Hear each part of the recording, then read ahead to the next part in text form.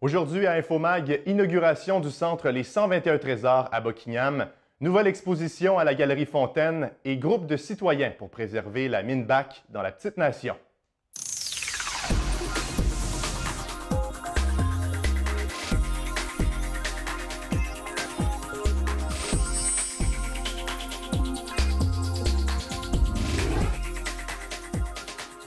Bonjour à tous, ici Mathieu Daou et bienvenue à Infomag.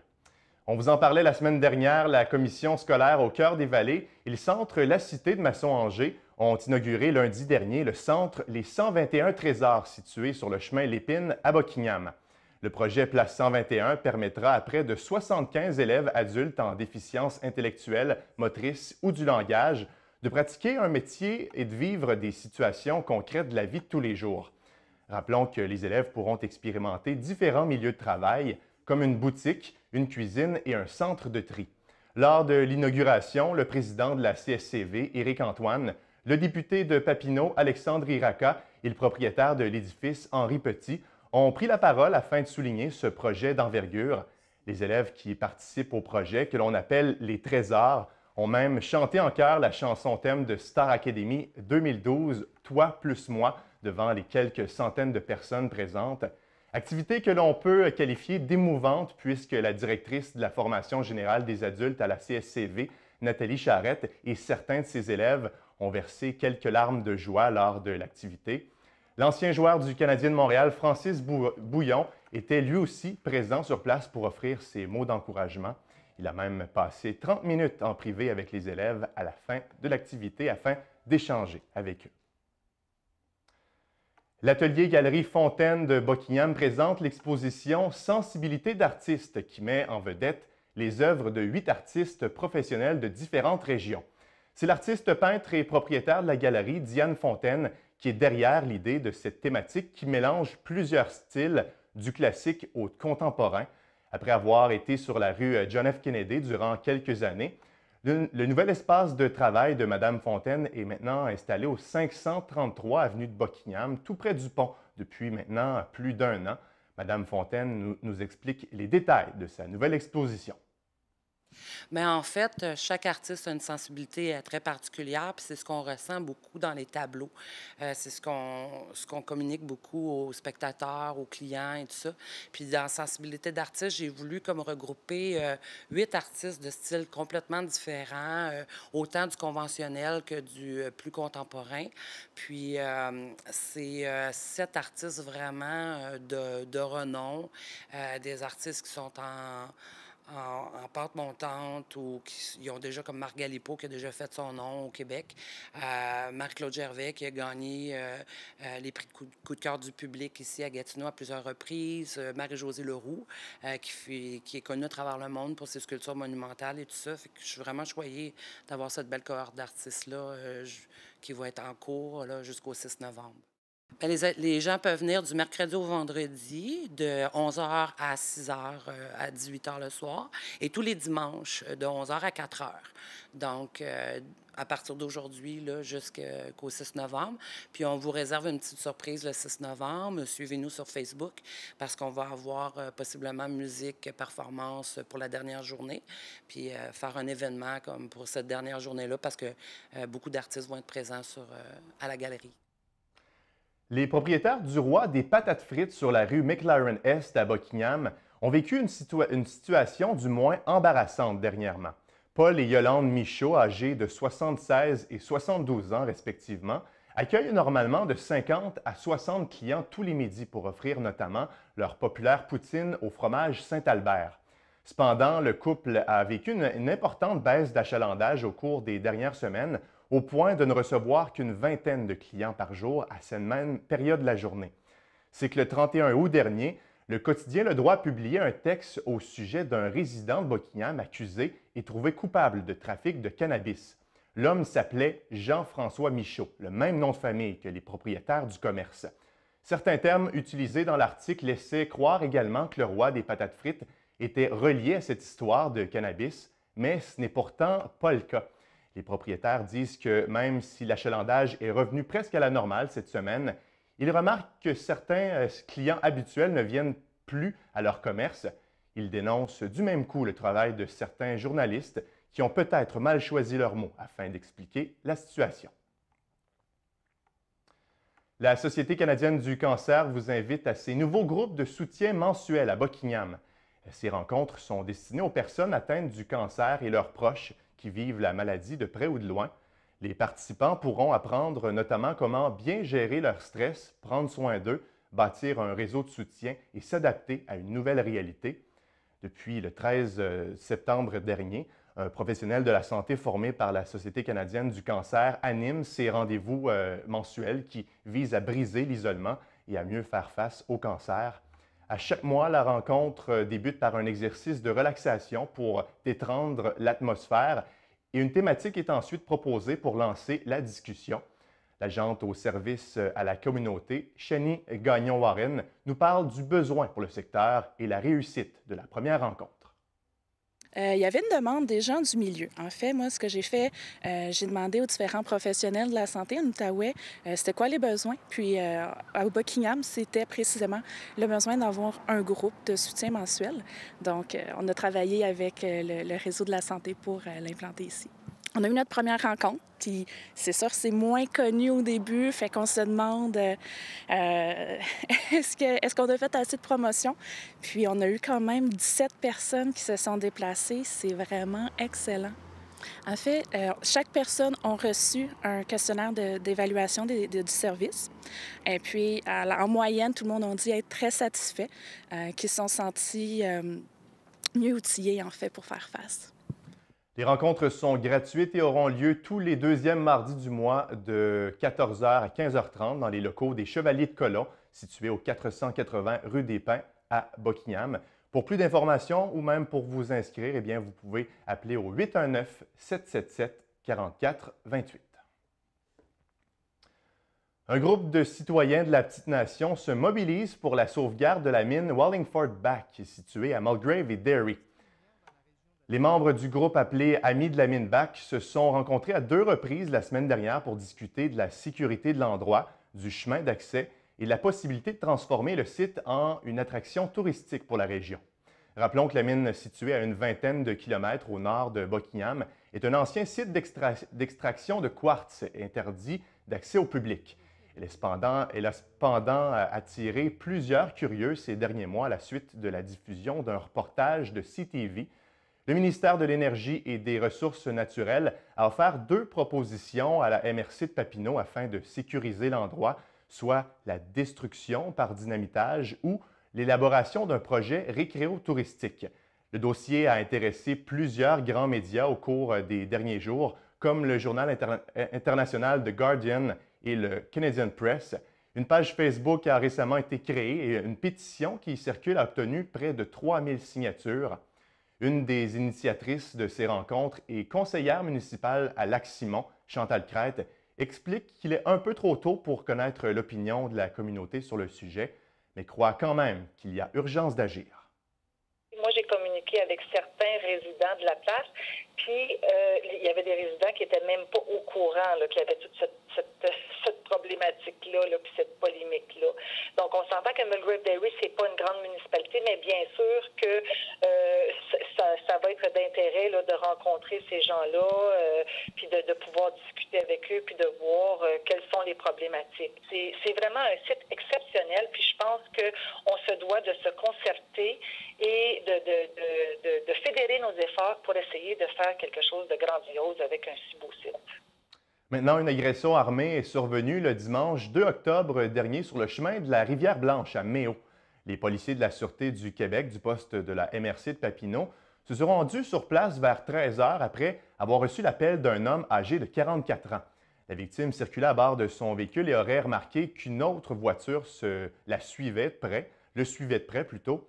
Une dispute verbale aurait ensuite eu lieu devant sa résidence. 2 suspects âgés de 19 et 20 ans auraient ensuite agressé la victime à l'aide d'objets contondants. Les 2 jeunes hommes ont été arrêtés et ont comparu au palais de justice de Gatineau. La victime s'en tire avec des blessures mineures. Le futur centre de la place de la Cité qui accueillera les Olympiques de Gatineau pourrait coûter plus de 100 millions de dollars. C'est selon des informations obtenues par le FM 104.7 Outaouais. Même si l'information devait rester confidentielle, la station de radio a obtenu une copie d'un document qui présente les grandes lignes du projet présenté par Vision Multisport Outaouais. Ce document-là a pourtant été fait à huis clos au mois de septembre dernier et n'aurait même pas été présenté aux élus de la ville. Le maire de Gatineau, Maxime Penneau-Jobin, a évidemment réagi par voie de communiqué en qualifiant le geste de lâche et demande au conseil municipal de faire la lumière sur ce bris de confidentialité. Il mentionne également que les chiffres qui ont été dévoilés doivent être interprétés avec prudence puisqu'ils sont préliminaires. On écoute M. Penneau-Jobin, sujet en mêlée de presse. Bien, il y a quelqu'un qui a une volonté de nuire, c'est clair, puis ça, bien, ça aide personne. On était au milieu d'une négociation, on est dans un processus extrêmement rigoureux avec un partenaire privé, ça fait que c'est pas un geste qui est acceptable du tout. Jusqu'où ça peut nuire aux négociations?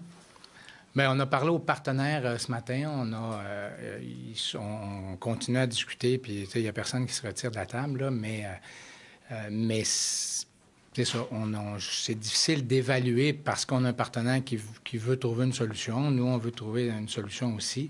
Ça fait que ça ne compromet pas ça, mais ça ne simplifie pas les choses, là. Des cours d'introduction à la méditation bouddhiste seront offerts du 19 octobre au 23 novembre à Buckingham. L'enseignante de la philosophie bouddhiste tibétaine, Evelyne Desrochers, pratique ce type de méditation depuis 8 ans et offrira ses cours à chaque mercredi. Madame Desrochers, qui offre normalement ses séances à Hull, s'est fait approcher dernièrement par 2 personnes de Buckingham qui lui ont demandé de venir dans le secteur. Les cours seront donc donnés dans une résidence privée située au 43 rue Arcan de 13h à 14h15. L'enseignante mentionne qu'une quinzaine plutôt de personnes pourront suivre ces 6 cours au coût total de 45 $, ce qui revient à 7,50 $ chaque cours. Contrairement à ce que les gens peuvent croire, Mme Desrochers explique que le bouddhisme n'est pas une religion, mais plutôt une science de l'esprit. Ce type de méditation permet notamment de se libérer des émotions négatives et aussi d'atteindre un certain calme mental à l'aide de techniques de respiration et de visualisation. Pour obtenir des informations supplémentaires, on vous invite à téléphoner au 819-790-1533. La Fondation Santé de Papineau a organisé un premier souper gastronomique sur le territoire de la Petite Nation samedi, le 1er octobre dernier. L'événement, qui s'est déroulé avec un grand succès, a même permis de dépasser l'objectif du comité en remettant un chèque de près de 53 000 $ à la Fondation. Plus de 240 personnes ont eu la chance de déguster un repas 7 services fait à partir de produits du terroir et cuisiné par le chef du bistrot Le Trotteur à Saint-André-Avelin. Le président d'honneur et ancien directeur général de la Caisse Desjardins au Cœur des Vallées, Roger Lafrenière, de même que la présidente de la Fondation, Nathalie Nadon, étaient présents à l'activité.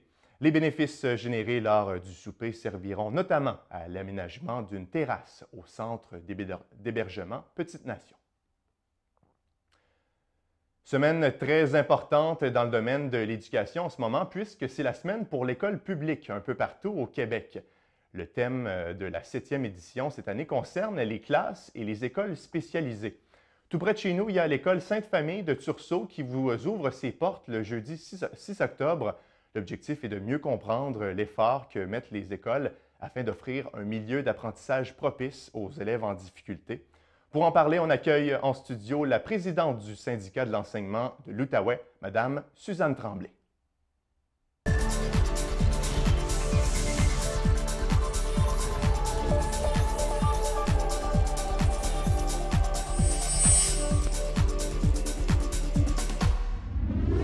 Madame Tremblay, bonjour. Bonjour. Merci d'être avec nous. Ça fait plaisir. Mais aussi, félicitations pour votre poste. C'est tout récent là, que vous êtes en fonction. Oui, tout à fait. J'entame un mandat de 3 ans là, comme présidente du syndicat de l'enseignement de l'Outaouais. Félicitations. Merci. Qu'est-ce que c'est concrètement la semaine pour les écoles publiques? Bien, l'école publique, c'est avec la 7e édition, en fait, et le but et l'objectif, c'est de faire de la promotion de cette belle école publique. Et à chaque année, comme je disais, c'est la 7e édition, on retient un thème, puis on fait connaître une partie de cette école publique-là. Donc, cette année, c'est les écoles et les classes spécialisées. Donc, on sait qui accueillent des élèves avec des troubles d'apprentissage, des déficiences langagières ou intellectuelles, ou qui ont un trouble envahissant du développement. Donc, nous, ce qu'on veut mettre en lumière cette semaine, c'est le travail des enseignants et des enseignantes qui est fait auprès de ces élèves-là, mais également là, vous montrer qu'on les amène à vivre de belles réussites. Et le travail de ces professeurs-là, est-ce qu'il est, selon vous, pas assez mis en lumière? Bien, je pense que c'est important de montrer à la population, là, vraiment, là, d'où ils partent avec ces élèves-là, puis à quel point on est capable de les faire cheminer. Donc, je pense que le travail des enseignants, il est déjà bien connu, mais je pense que c'est important de prendre le temps, une fois par année, là, de le mettre plus en lumière encore, parce que c'est vraiment un beau travail. Puis, vous savez, ces enseignants et ces enseignantes-là, la place qu'ils occupent dans la vie de ces jeunes-là est super important. Ils deviennent très significatifs, puis ils les amènent un petit peu plus loin. Et cette semaine, c'est la thématique est les classes spécialisées. Mais c'était quoi les autres thèmes des autres années précédentes? On a eu le préscolaire, puis le préscolaire. Oui. Donc, ça, c'est l'entrée des enfants dans cette grande école. Donc, on a mis en lumière là, tout le travail qui était fait pour faciliter l'entrée de ces jeunes-là dans l'école publique. Et il y a eu un autre thème qui était l'école en art. Donc, on a mis tous les projets artistiques là, qui sont faits dans l'école publique. Il y a une activité qui va se dérouler demain, le jeudi 6 octobre, du côté de Tursault. Ça se passe à l'école Sainte-Famille. Parlez-nous un peu de cette activité-là.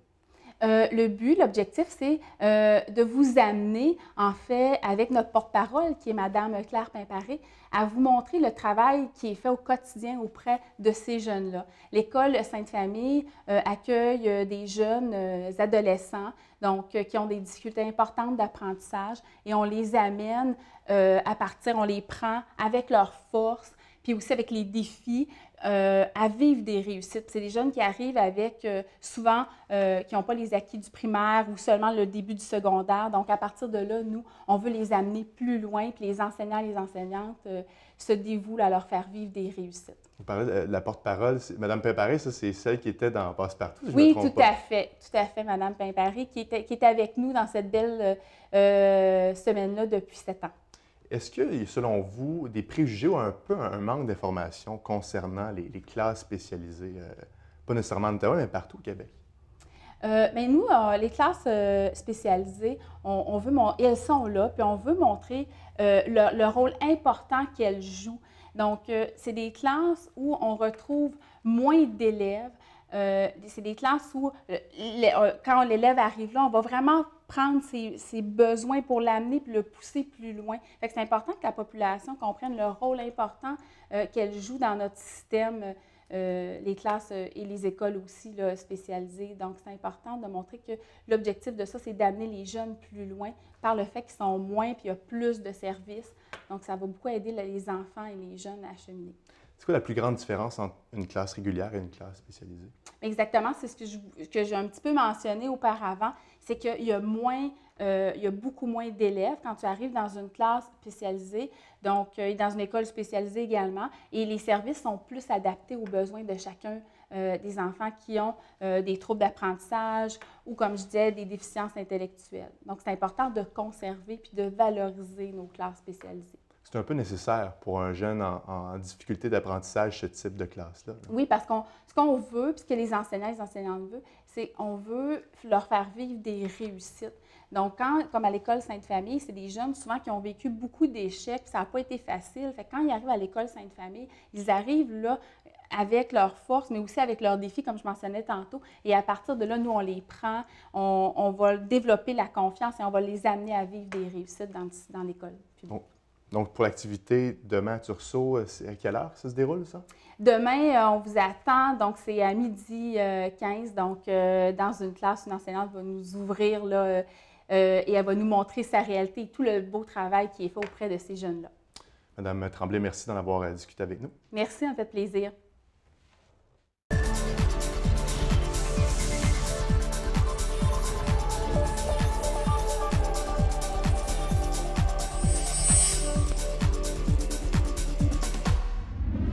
François Croteau est de retour pour nous parler sport. Bonjour François. Bonjour, ça va bien? Ça va bien toi-même? Oui, ça marche, ça marche. On commence tout de suite au football. Eh bien, belle victoire pour les Tigres juvéniles. Oui, un véritable festival offensif là, du côté de l'école secondaire de Lille. Et les Tigres qui l'ont emporté par le pointage de 55 à 33. Ça fut un match très excitant pour les spectateurs parce que justement, on a généré beaucoup d'attaques, beaucoup d'offensives dans le match. Naturellement, le coordonnateur à la défensive des Tigres a peut-être un peu moins apprécié là, parce qu'ils ne sont pas habitués à donner 33 points, mais c'est bon de se faire brasser à la cage de temps en temps. J'ai eu de m'entretenir avec l'entraîneur, le coach Roy, et il voulait souligner le travail exceptionnel là, de la ligne à l'attaque, d'ailleurs, depuis le début de la saison. Il y a aussi un joueur qui se met en évidence, là, Emmanuel Brochu, qui va en faire encore une excellente performance. Alors, pour dire que les Tigres, maintenant, bien, il leur reste 2 matchs à jouer et, toujours selon le coach Roy, on est maintenant en mode série éliminatoire parce que c'est important de finir premier ou deuxième parce qu'on obtient ce qu'on appelle un bye lors de des éliminatoires. C'est qu'on ne jouera pas immédiatement, on va attendre les gagnants des autres séries. Alors, du côté du classement, on voit là que l'école secondaire de Lille est en premier avec une fiche de 5-1. C'est une erreur là. Là-dessus, d'ailleurs, Michel Leroy nous a téléphoné là-dessus. Non, c'est pas vrai. Et les Tigres, bien, toujours invaincus, mais quand même, Nicolas Gatineau et Nouvelle-Frontière qui ont des fiches respectives de 4-1. Donc, ça promet là, du côté des éliminatoires. Et rapidement, bien, les cadets aussi étaient en action. Ils l'ont eu facile, eux aussi. Ils ont remporté une victoire de 47-0 contre Nouvelle-Frontière. Les Benjamins se sont inclinés 40-18 contre le Mont-Bleu. Et une autre victoire, François, solide performance du côté des Griffons. Oui, là, si c'était du côté de l'attaque, du côté des Tigres, bien, les Griffons du cégep de l'Outaouais l'ont emporté 22-20. Alors, match très serré contre les Lynx d'Édouard Montpetit. Et le fait marquant, c'est la défensive des Griffons. Ils ont donné 200 verges de gain simplement uniquement à l'adversaire. Alors, 200 verges de gain là, au football, c'est pas beaucoup. 100 verges, là, c'est 300 pieds. Alors, ça fait 600 pieds pour l'adversaire. Donc, le match a été serré parce qu'il y a eu beaucoup de revirements, surtout au 4e quart. Ça a permis aux Lynx de remonter. Fiche des Griffons, toujours 5 victoires, 1 défaite. C'est bon pour la 2e position dans leur division. Au hockey maintenant, 2 autres défaites du côté des Flames. Oui, malheureusement, ça va un peu moins bien là, du côté des Flames qui ont une fiche maintenant de 1 victoire, 5 défaites. Et la victoire est venue au niveau là, de la prolongation. Jeudi dernier, on se souviendra, il jouait contre Longueuil et écoute-moi, après 10 minutes de jeu, c'était 5-0 pour Longueuil. Quand même. Fait que tu t'installes pour un match, tu vois 5-0, qu'est-ce que tu fais? Tu tournes la page, on n'en parle plus. Ouais. Ça s'est terminé 9-4. Vendredi, ben, c'était les représentants de Vaudreuil-Dorion qui s'amenaient. Et là, les Flames étaient un peu plus allumés, si on peut dire. Ils ont pris les devants 2-0, mais malheureusement, Vaudreuil-Dorion a réussi à marquer 4 buts sans riposte pour prendre l'avance 4-2. Cependant, les Flames sont revenus pour créer l'égalité, mais ça s'est soldé par une défaite de 5-4 en prolongation. J'ai eu la chance de côtoyer Pierre Grandmaison après la partie. On voyait dans sa figure, il était déçu parce qu'il s'attendait à une victoire. Alors, je ne sais pas, je pense que ça va être encore difficile pour les Flames. Je crois que la saison est jeune, mais il y a quand même du bon potentiel dans l'équipe. En fin de semaine, il n'y a pas de hockey du côté du centre sportif. C'est le showcase de la Ligue. Le showcase, toutes les équipes vont jouer à l'aréna de Rivière-Nord de Saint-Jérôme. Donc, si jamais il pleut en fin de semaine, vous allez faire un tour de ce côté-là. Et vous ne serez pas déçus. En espérant que la température sera clémente. Oui, bien là, il fait très, très beau, mais oui. On ne sait jamais. On ne sait jamais. Oui, on ne sait jamais. Début de saison pour les Vikings de Papineauville. Oui, on sait qu'ils sont les champions de la Ligue junior C de la capitale. Ils vont défendre leur titre cette année. Ils ont subi la défaite à leur premier départ, mais il faut comprendre qu'ils ont une cédule un peu spéciale parce qu'à Papineauville, il y a un problème là, avec la fabrication de la glace. Il faut attendre qu'il fasse quand même assez froid dehors. Ils vont commencer leurs 10 premières parties à l'extérieur. Ça peut être déterminant. Mais en tout cas, écoutez, les parties vont se jouer. Le premier match local est prévu pour le 6 novembre. C'est du côté de Papineauville. C'est à l'aréna Louis-Joseph Malo ou Louis Malo. D'habitude, ils jouent un dimanche après-midi. De toute façon, on y reviendra. Ça va un petit peu moins bien pour les Intrépides. Ils sont toujours sans victoire. Effectivement, ils sont rendus là, une mauvaise séquence là, de 10 parties sans victoire et la liste des blessés s'allonge. Donc, des moments difficiles là, du côté de l'Intrépide, mais il y a simplement 10 parties jouées. Donc, c'est pas la fin du monde.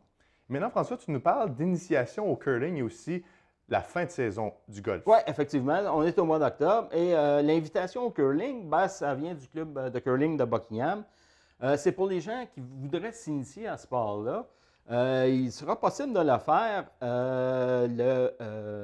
ce samedi, le 9 octobre. Il va y avoir des cours là, de 9h à 15h. Naturellement, il faut s'inscrire.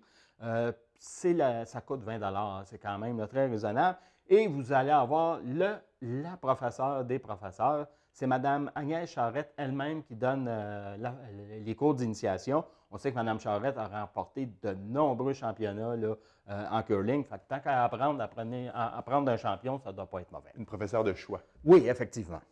À la boxe, soirée du groupe Gym au casino. Oui, on a appris ça là, en début de semaine. C'est le groupe Yvon Michel qui organise une carte de boxe, mais moi, en tout cas, la date, ça m'a fait sursauter, 23 décembre. Je ne sais pas s'il va y avoir beaucoup de monde, là, parce que le 23 décembre, habituellement, c'est les derniers cadeaux, c'est le début des parties. En tout cas, ben, on l'essaye. Mais ce qui pourrait attirer le monde, ben, c'est quand même là, que c'est Arthur Beterbiev qui va faire l'objet du combat principal de la soirée. Il va affronter Isidoro Ranoni Prieto, qui est champion WC latino. Beterbiev, pour ceux qui s'intéressent, il a 10 victoires, aucune défaite dans le match. C'est un espoir. Oui, c'est un espoir là, pour être un champion à un moment donné. Et rapidement aussi, il y a le gala de boxe du club BG de Buckingham qui va avoir lieu le 10 décembre prochain du côté des Chevaliers, de la salle des Chevaliers de Toulon.